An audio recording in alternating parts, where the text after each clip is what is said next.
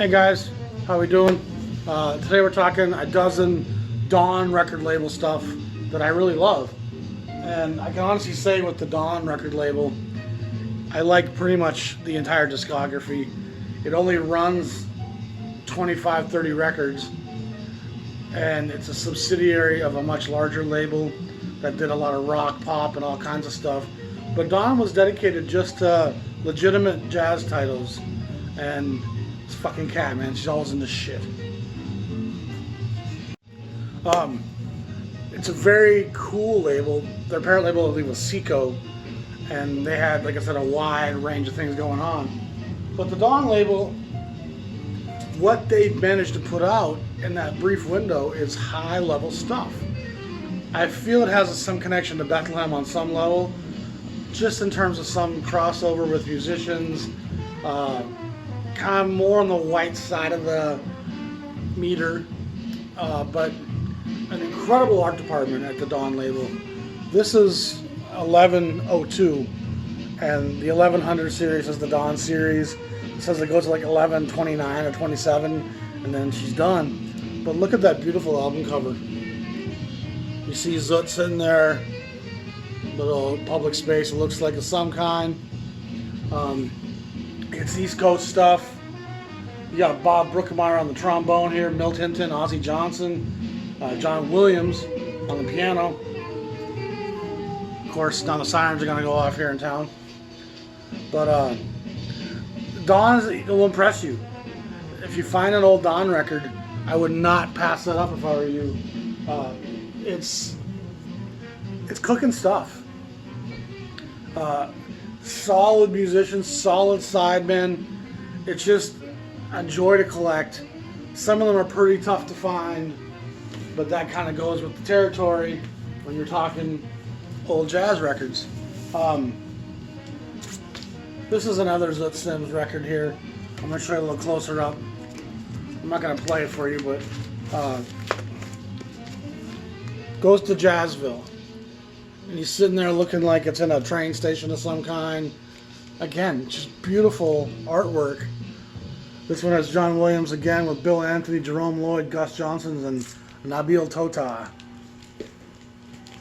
So if you like stuff like Zoot Sims, you're definitely going to dig the stuff that is on the Dawn label. A record that sent me for a bit of a quandary when I first got it was this Lucky Thompson. And Lucky Thompson is, of course, a brother. And Lucky Thompson plays with the greats like Miles Davis on the Walkin' record. Beautiful tone from the Lester Young, Coleman Hawkins, Dexter Gordon school. Just smooth, creamy, teary-eyed emotional narratives that really touch something. You know, when you listen to them, you really feel like there's something being said to you. This one sent me for a loop because when I got it, the record said it was Lucky Thompson, but it didn't sound like any Lucky Thompson I'd never heard before. In fact, the sax sounded like an instrument I wasn't really even sure what it was. And it turns out that the label on the record was actually, the music was actually a Matt Matthews accordion jazz record. And when I bought the Matt Matthews record, that record had way too much sax on it. I'm like, who's playing sax on this Matt Matthews record? And I looked, I couldn't see no sax player. I'm like, what's going on? And then I finally dug deeper, and I think I ended up Shazamming it. And the Matt Matthews record was a Lucky Thompson record, and the Lucky Thompson record was the Matt Matthews record. So now I have them kind of mismatched with the wrong labels, but the right music. But Lucky Thompson's fantastic. I'd be curious if anybody else has had that happen to them. Have you bought this Lucky Thompson record and the music didn't seem right? Or did it sound like a sax record? Let me know. Again, a beautiful player. He ends up spending a lot of his later career in Europe, which for a lot of these black guys, that was the smart choice. Go live where you're being revered. Go live where you're being valued. Why live in a place that treats you like half a citizen? This is the fabulous Cohn. And Al Cohn, when he's playing ballads to me, he reminds me of Billie Holiday. He's a white cat. Great album cover, great art department once again. Milt Hinton, Ozzie Johnson, Hank Jones, and Frank Rehack. That's a solid lineup, man. Anytime you got Milt and Ozzie on the rhythm with Hank Jones on the piano, forget about it. That's top of the mark. Cohn is very expressive. He's always going to tell you a story. And boy, if you can't sit down and listen to that story as it unfolds, and a white cat is capable of emoting. A white cat is capable of telling you a great story that can be equally sad and teary-eyed, or joyful and exuberant, or resistant. It just comes from a different experience and a different environment. So that changes some of the factoring. You just got to factor that in. But a guy could still be sad. His wife could have still cheated on him. He could still have a drug problem. He could still be an alcoholic. His kids could still be driving him nuts. Just because I'm white doesn't mean I don't got something to say. It just doesn't say what the black experience says. And the black experience only says those things if you got the ears and the empathy to hear it.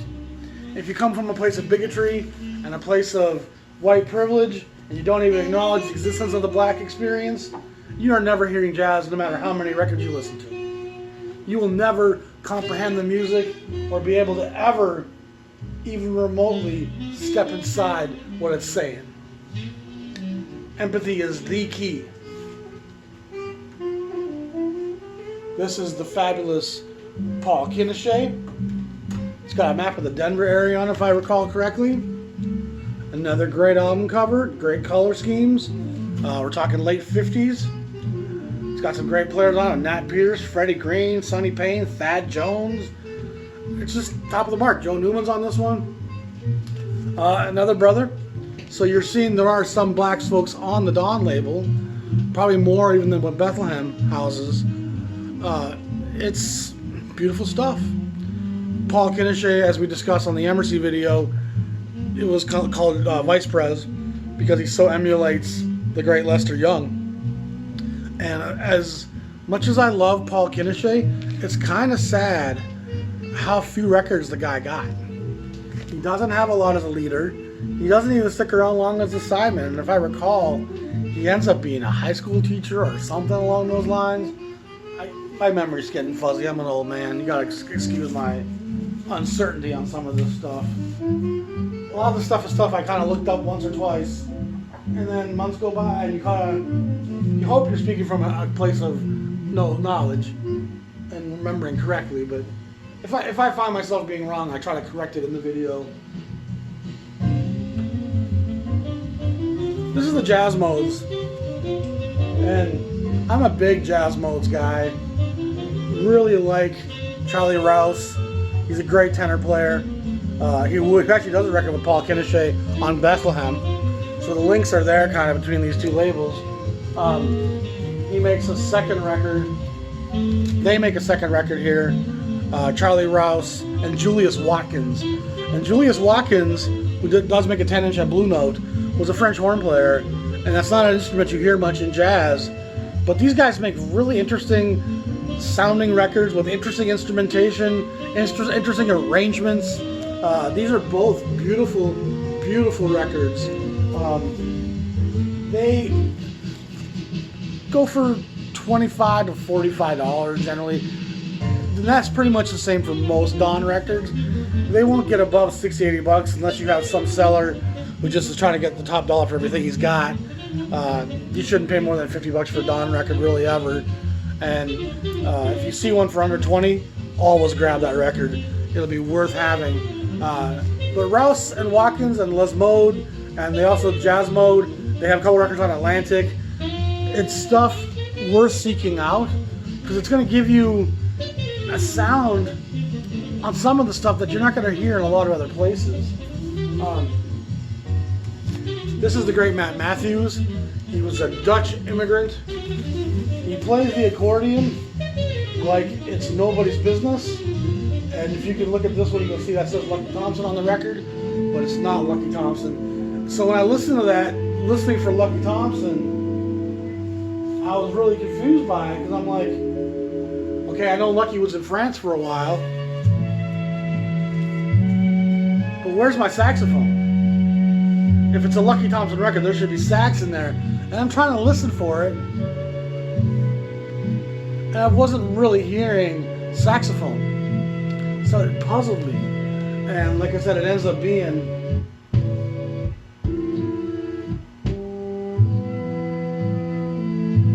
he plays the accordion, and it's beautiful.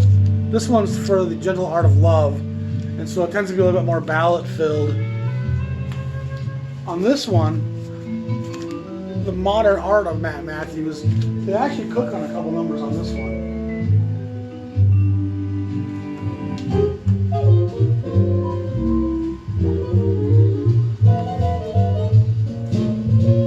Again, beautiful album covers. Great musicians: Kenny Clark, Oscar Pettiford, Joe Puma, Gigi Grice, Harv Farmer, Herbie Mann, Dick Katz, and Julius Watkins. Are you serious? That's a great lineup. The accordion just fills in an interesting space on the music. It's kind of in the middle range, and it's got kind of a soothing tone to it. Really, really enjoy them. And I remember shying away from them initially, going, jazz accordion? No. But when I dug into them, I found, just like with Toots Thielemans who plays harmonica, I really dug it. I found it to be fantastic. This is Donna Brooks. She's a great singer, and really, really love this record. This is a later reissue from, I think, Spain. It's one I could not find an original pressing of for under $100. And like I said, you shouldn't pay $100 for a Dawn record, in spite of this being a fantastic record. The unknown for me sometimes will make me shy away from spending $100. Having heard this, I might say, oh, it's worth $100, but I'll eventually find an original copy of this at some point, and I'll be quite content to, at that point, plug it into my collection. But she's got a wonderful, expressive voice, playful. To me, there's hints of Nina Simone, hints of Ella at times.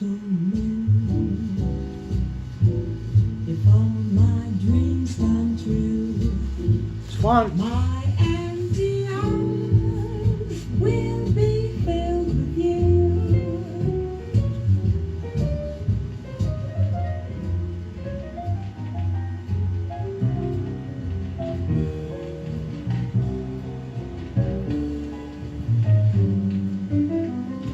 That's the great Randy Weston. A really underappreciated guy. It's a bit of a noisier copy, one I need to update at some point.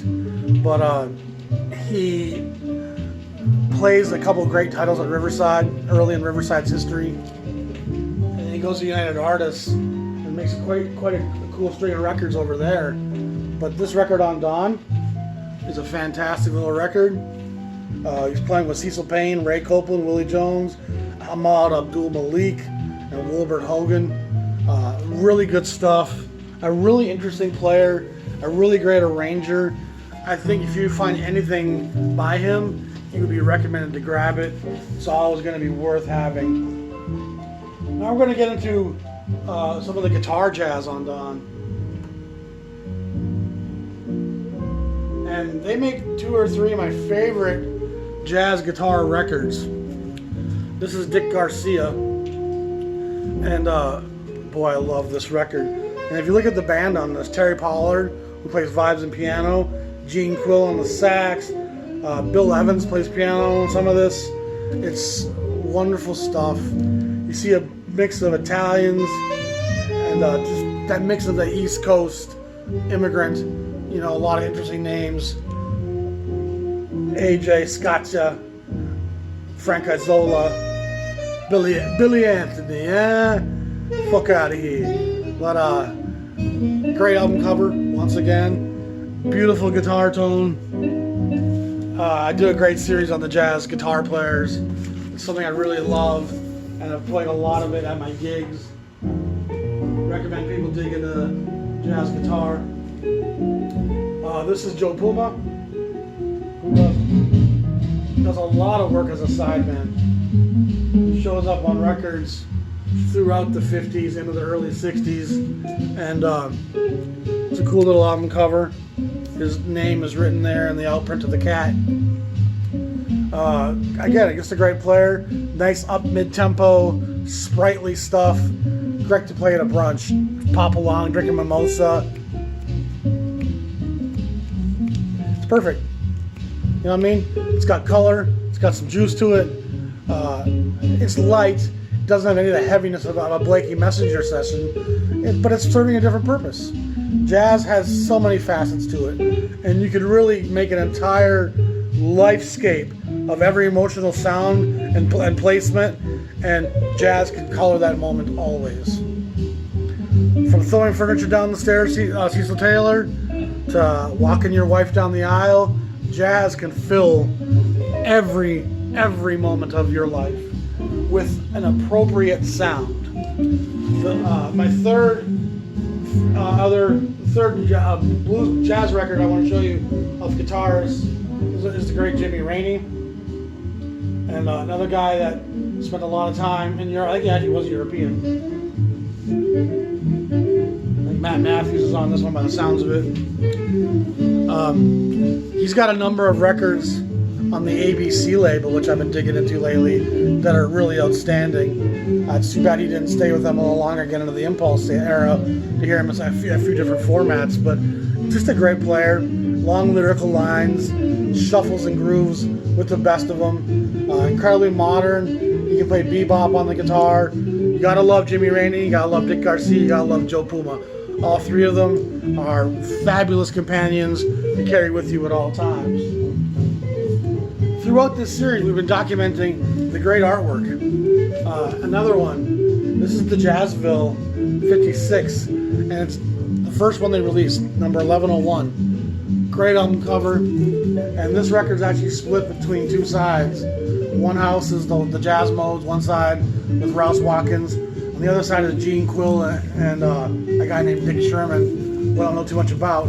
But again, great musicianship, great players. We already played you some of the Les Mode stuff, but this Jazz Ville series has Jazz Ville number 2. And this one is Charlie Smith, Hank Jones, Oscar Pettiford, Aaron Sachs, Dick Garcia, Ozzie Johnson, Joe Rowland, Jimmy Cleveland. It's just really high level musicianship. Look at that beautiful cover. And Jazz Ville, it's straight ahead. And there's a duality in that too. They're kind of intimating that we're playing straight ahead jazz here. You know what I mean? We're not branching out into the avant-garde. We're not gonna scream and squeal. We're gonna keep it fairly safe, but still very modern and very swinging, which is always the key. This is Jazz Ville number 2, and this has the wonderful Frank Rehack on this. Melba Liston plays on this record. Alex Smith, Charlie Persip, Walter Davis Jr. So again, you're seeing a lot of really named people, a really high level of art department. And this is Jazz Ville number 4. And these all tend to be split side to side. But again, just great players. Nat Pierce, Gene Rowland, Paul Quinichette, Hal Serra, Ed Thigpen, Dick Collins, Earl May. Another great cover. Got the little scooter thing going on. So that's Jazz Ville number 4. So again, by the end of the 20s, 1124, 1125, it's kind of been reduced to just compilations now, where they're kind of coupling together a record, a bunch of sax stuff on one record, some vocal stuff on another record. But even those compilations are worth digging out. It's good stuff. It's well produced, well packaged, great artwork. I highly recommend the Dawn label. You can't really go wrong with anything on the label, and you might hear some things you've never heard before. So that's something always worthwhile having. I want to address a question I was asked by someone just the other day. Wolfgang Pointer asks, how did I build my amazing collection? Record stores, Discogs, eBay? Where did I find all this, and how long did it take me to build the collection? It's something I've addressed a little bit in my series on my collection. It's a 4-part series back in like the episode 70s in there somewhere. But just to kind of be specific, I worked next to a record store for years, and every lunch break I spent over there digging through the recent arrivals bins. And a lot of this is through the late 90s, early 2000s, when records didn't have that kind of cachet value that they've got now. Minneapolis had a lot of great record stores back in the late 90s, early 2000s. And so between Jaime's and Hazen's and the Record Co-op and Orpho Jokopus and Roadrunner and Cheapo and Let It Be, there was just infinite places where a guy could go and dig for records. However, I ended up not working there forever, and once I started getting into jazz, excuse me, it started becoming more necessary to shop online. And that's when I started using eBay a lot, buying from Japanese sellers, finding stores online that I really liked and were reputable, and kind of bundling stuff together. And then I kind of started using Discogs a little bit in 2015, 16. But then in 2017, I started DJing quite a bit again. And I started to put a lot of my income back into my record collection. And I wanted to kind of branch into jazz more as a DJ, because I was listening to so much jazz, I wanted to kind of express more jazz. And so I would go on eBay looking for a specific record. I'm like, oh, there's one I want. Price is decent. Then I would go to that seller's store, and I would just start looking for other titles that I was looking for, and then offer them a bundle price on stuff.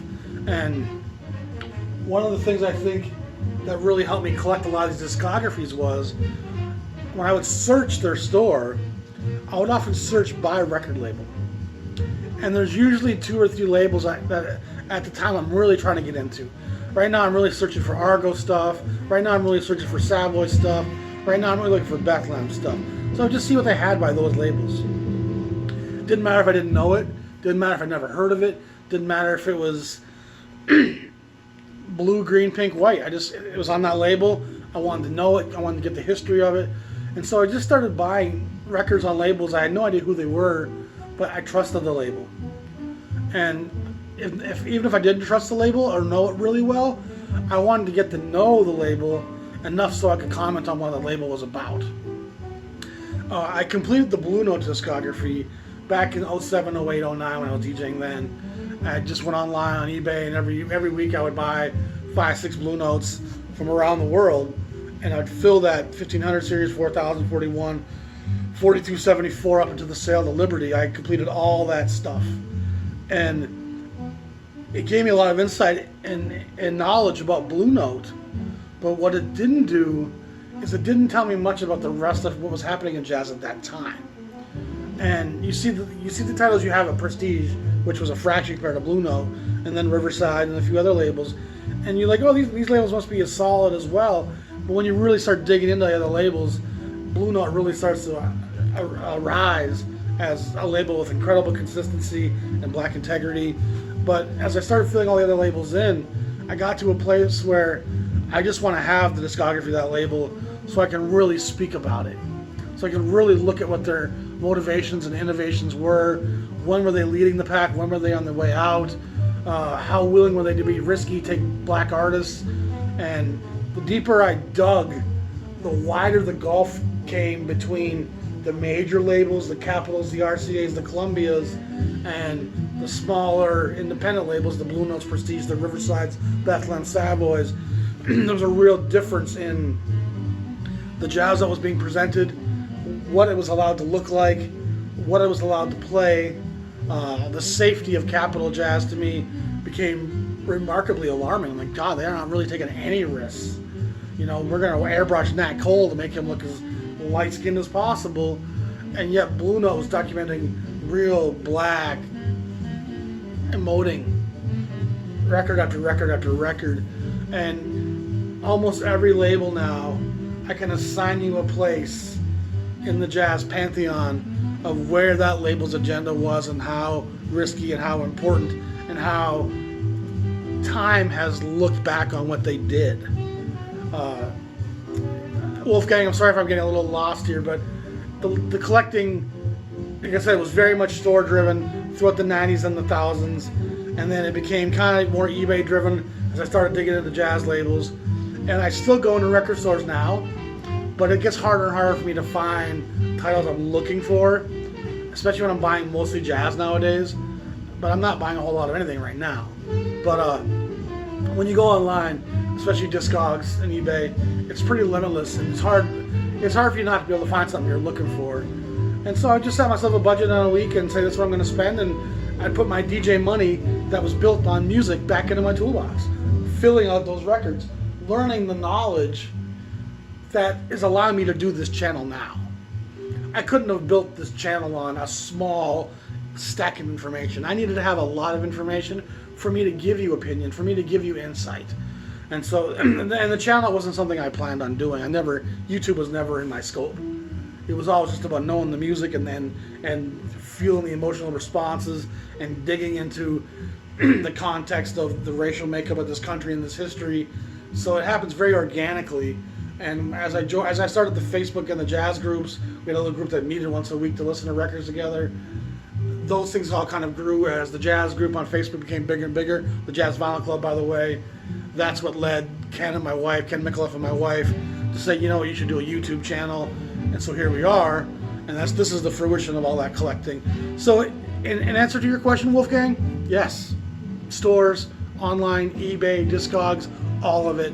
The collection goes back to 1990 when a CD collection of mine was stolen, but the jazz part of it really comes from the late 90s, where I'm collecting Miles and Coltrane, into the late thousands where I'm collecting the Blue Note stuff.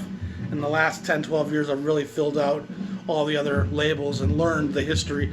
And I'll precursor that by saying my knowledge of jazz is very much 1950 to 1965. And I got some later 60s stuff and of course some 70s, 80s stuff. And I do know the swing era to some degree, but my real expertise isn't from the 10-inch era into the beginning of the 12-inch era into the avant-garde, Coltrane's death. It's just jazz changes at that point for me so greatly. And there's also kind of a lineage of this black expression that at some point passes into Sam Cooke and to Marvin Gaye and Stevie Wonder and takes some of the voice of jazz away. So, and again, thanks for the question, Wolfgang. Put your questions in the comments. I'll try to get to them at the end of episodes. I got another great episode coming to you soon. Y'all be safe. Have a great day. Peace.